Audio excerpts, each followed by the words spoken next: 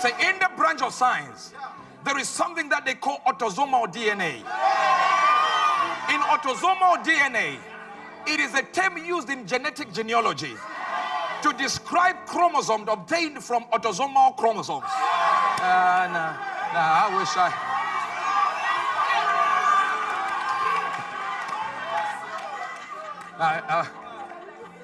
So what's this? In autosomal DNA, when we talk about DNA, we're talking about something called the deoxyribonucleic acid. It is a term used in genetic genealogy. Are you understanding this? To describe chromosomes found or inherited from autosomal chromosomes.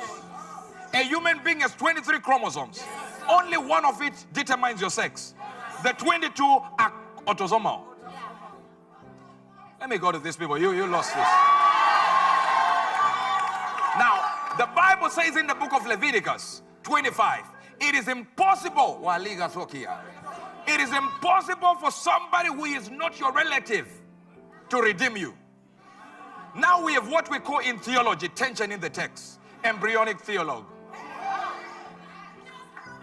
When you have tension in the text, now there is a problem. You can't find out who is Jesus. How can he be my relative? Because if Jesus redeemed me, I have a problem because he's not my relative. And according to Leviticus 25, he should be my relative.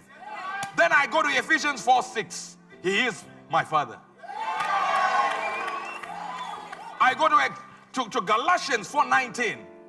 He is my mother. I go to Proverbs 7 verse number 3 and 4. He is my sister. Hebrews 2:11. He is our brother. Leviticus 25:49. He is our uncle and our cousin. I'm talking to myself right there. I'm talking to myself. You are not hearing me. He is everything in everything. To the extent that the Ephesians 4:11 tells us one thing. It says he went far above all the heavens, so he is on top. It tells us that he is our mediator, so he is in the middle. It tells us that he is our foundation, so he is at the bottom. Then the Bible also tells us this thing. In the book of Revelation 1:17, it says this way. He is the first and the last, so he's on both ends. The Jesus we serve, brothers and sisters. When you want to know your relative, you check autosomal chromosomes to figure out if this one is my relative. And Jesus fulfills everything. He is at the top, in the middle, in the bottom, every end.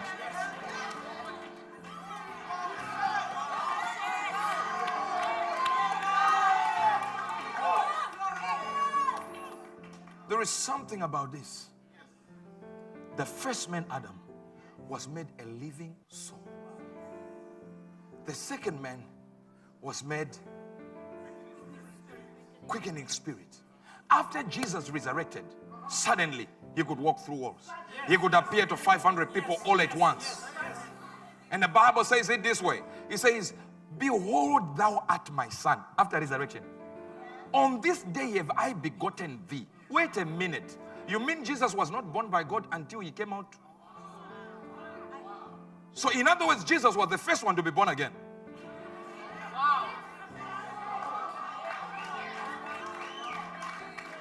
It is so impossible for you to think of God getting born again.